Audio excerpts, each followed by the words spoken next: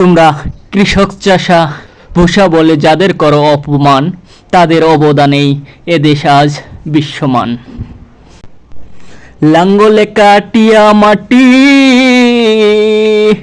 ফসল ফলায় বাংলার চাষি, তাই তো এদেশ বিদেশেতে বাংলার এত নাম। শুনে যান বাংলাদেশের গান, রেখে যান জন্মভূমির মান। এদেশের এই মাঠে ঘাটে ঝড় বাদলে কৃষক খাটে, এদেশের এই মাঠে ঘাটে ঝড় বাদলে কৃষক খাটে, তাই তো এদেশ বিদেশেতে বাংলার এত নাম।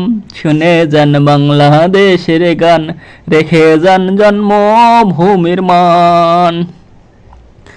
তোমরা কৃষক চাষা ভূষা বলে যাদের করো অপমান, তাদের অবদানেই এদেশ আজ বিশ্বমান।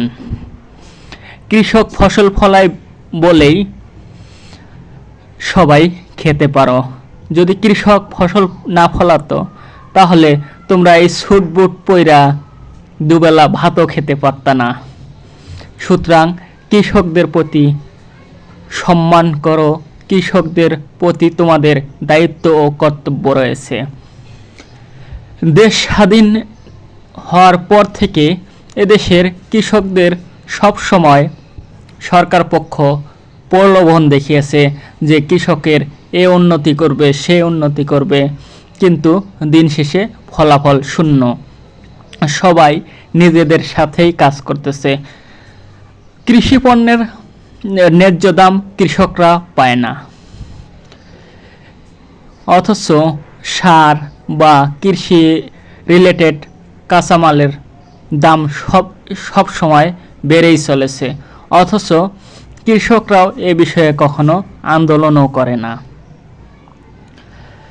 কৃষকরা তাদের ন্যায্য অধিকারের জন্য যদি আন্দোলন করত, তারা যদি চাইতো যে তাদের যতটুকু খাওয়ানোর প্রয়োজন অতটুকু জমি চাষ করবে, তাহলে এদেশের লোক আর খেতে পারত না।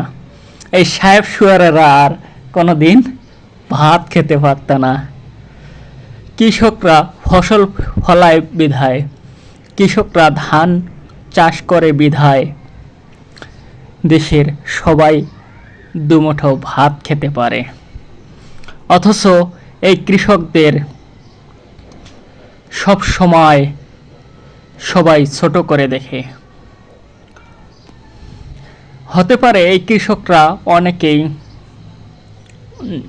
অল্প শিক্ষিত বা আধা শিক্ষিত, তবে তারা নৈতিকতার দিক থেকে সবচেয়ে ভালো শিক্ষিত। তারা কখনো কাউকে অপমান করে কথা বলে না, তারা নিজেদের স্বার্থে অন্যদের ঠকানোর চেষ্টা করে না, তারা মজুদদারি করে না, তারা কারো প্রতি জুলুম করে না, অন্যায় করে না। দেশে যদি সুন্দর ও সোনার মানুষ থাকে, তারাই কৃষক। কৃষকরাই এদেশের প্রকৃত মানুষ, কৃষকরাই এদেশের শ্রেষ্ঠ সন্তান। 1971 সালের মুক্তিযুদ্ধেও এই কৃষকরাই অবদান রেখেছিলেন। এই কৃষকরাই যুগে যুগে সব সময় সব কাজেই এগিয়ে এসেছেন। কৃষকরা কখনো কোনো দুর্নীতির সাথে জড়িত হয় না, অথচ কিছু শিক্ষিত নামধারী অমানুষেরাই দুর্নীতি করে এই কৃষকদের ঠকিয়ে ঠকিয়ে নিজেদের স্বার্থ হাসিল করছে। বর্তমানে কিছু কৃষক তাদের ন্যায্য অধিকার পাচ্ছে না, ফলে তারা দিনে দিনে দারিদ্র থেকে দারিদ্রের একেবারে সর্বনিম্ন স্তরে চলে যাচ্ছে। তাই দেশের উন্নয়নের স্বার্থে, দেশের মানুষের উপকারের জন্য হলেও সবার উচিত কৃষকদের উন্নতিতে কাজ করা, কৃষকদেরকে এগিয়ে নেওয়া। কৃষক বাঁচলে দেশ বাঁচবে, দেশ বাঁচলে জাতি বাঁচবে, জাতি বাঁচলে পুরো মানব জাতি বাঁচবে।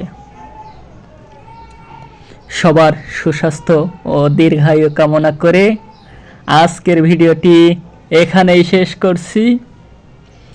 আল্লাহ হাফেজ।